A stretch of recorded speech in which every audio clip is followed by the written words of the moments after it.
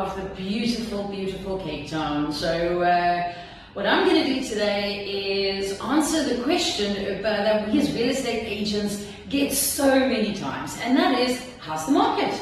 Well, the right answer, I suppose, is it really does depend if you are interested in buying, selling, or renting.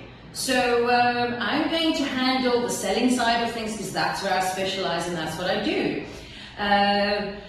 2021 was an interesting year, wasn't it?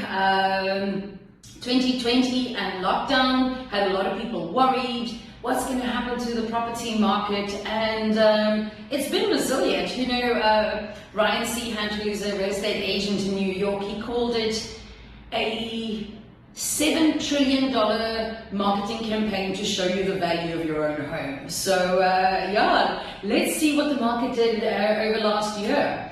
In Capri, where I stay as well and live, we sold 66 properties last year, which is really good because on average 37 to 52 properties transfer in a year.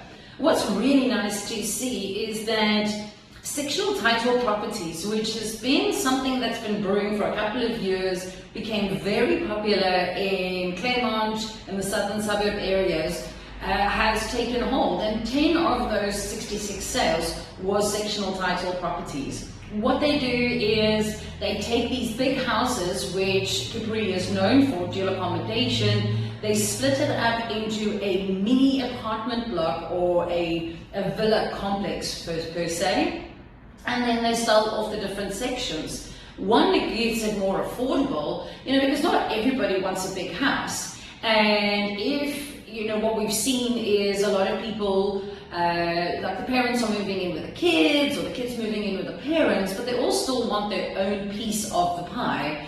And by transforming the house from full title to sectional title, they each are able to own their own property and not stuck in a transaction together. So if something happens to somebody, or you want to upgrade, or things change in life, you are able to do what you need to do with your property.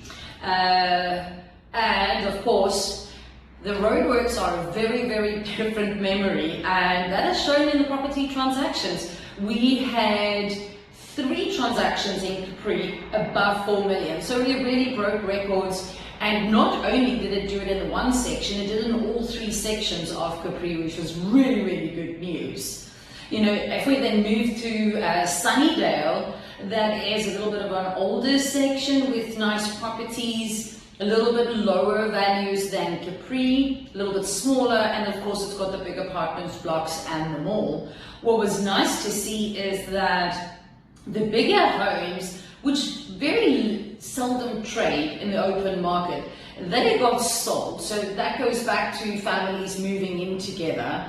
Or it is the older people selling the bigger properties and getting the right size property. I hate calling it downscaling because it's not downscaling. They're right sizing for where they are in their house. And you know, out of, I think we had 27 properties, which is consistent with previous years. What was nice to see this year is 50% of the sellers were over 50 years of age. So that shows that those bigger houses weren't needed for single family anymore. The younger people have bought those property now, either renting out a section of the property, or is they, you know, just using it to bring in family. Milkwood Park has officially been classified as a suburb. Yay!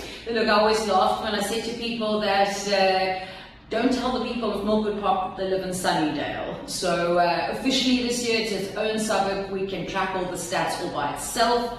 It has remained the family-centric area within the Noordhoek Valley, where 73% of the buyers last year were under 35. So that is a big indication of affordability and likability. You know, Milkwood Park has got its name because of still beautiful milkwood trees that you find in there, and it's got about 6 parks where moms and nannies can take the little kids to go play in the park, and people really do drive a little bit slower. And what's nice is you still only have one entrance and one exit, so it can be monitored with a very strong neighborhood watch.